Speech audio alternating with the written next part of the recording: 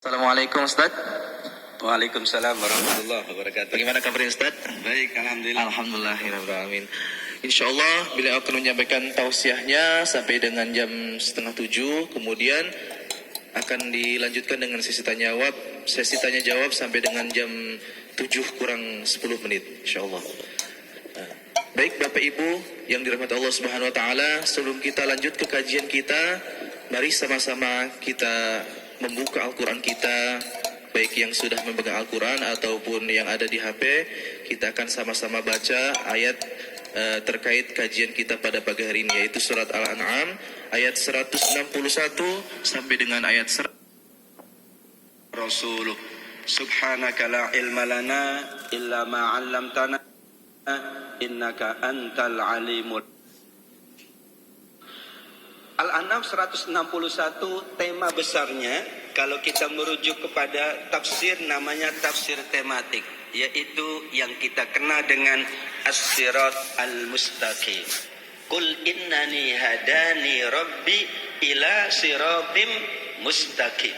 Katakanlah wahai Muhammad, sesungguhnya Tuhanku memberi aku petunjuk ke jalan yang lurus, ditambah dengan agama yang benar, ditambah dengan pendahulu kita agamanya Ibrahim yang lurus, dan Nabi Ibrahim adalah seseorang yang tidak melakukan perbuatan syirik.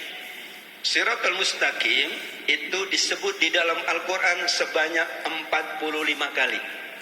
Yang paling hafal Al-Fatihah ayat yang ke berapa Bu? Ayat yang ke-6. Ihdinas siratal mustaqim. Dari 45 ayat itu memang pandangan para ulama tentang apa yang dimaksud dengan siratal mustaqim itu macam-macam. Namun kita katakan intinya as-sirat al-mustaqim adalah ad-din al-islami. Intinya adalah agama. Karena agama mengajak kepada kita berperilaku lurus, berakhlak yang lurus, bermuamalah yang lurus, berkehidupan yang lurus. Yang kedua maknanya Al-Quran. Tidak pernah ada Al-Quran mengajak orang berbuat dosa, berbuat jahat. Maka disebut dengan as-sirat al-mustaqim. Ada al-hadis. Hadis-hadis Nabi juga agung dan mulia.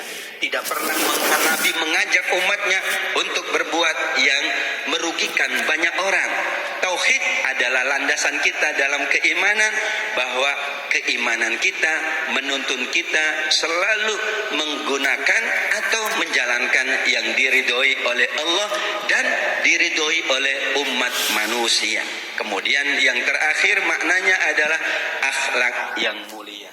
Ketika kita membaca ihdinas siratal mustaqim, di dalam hati kita, ya Allah, hamba ingin menjalankan tuntunanmu, agamamu, halammu, halam nabimu, kemudian akhlak yang mulia, kemudian tauhid kepadamu, dan lain sebagainya. Itulah bahan perenungan kita. Padahal setiap saat beberapa kali kita mengingat dan berdoa dengan, ya Allah, tunjukkanlah hamba jalan yang lurus. Kenapa maknanya berbeda-beda? Karena memang jalan yang lurus itu umum. Siapapun dalam atau ikut fitrahnya, dia akan mengikuti jalan yang lurus, fitrah. Maka kita dicipta dalam keadaan fitrah. Kullu mauludin yuladu 'alal fitrah. Fitrah itu lurus, fitrah itu bersih, fitrah itu baik. Maka kalau manusia menjaga fitrahnya, dia berada di jalan yang lurus. Tapi intinya bagaimana berada di jalan yang lurus? Ada lurus dalam akidah kita, tidak bengkok, tidak syirik.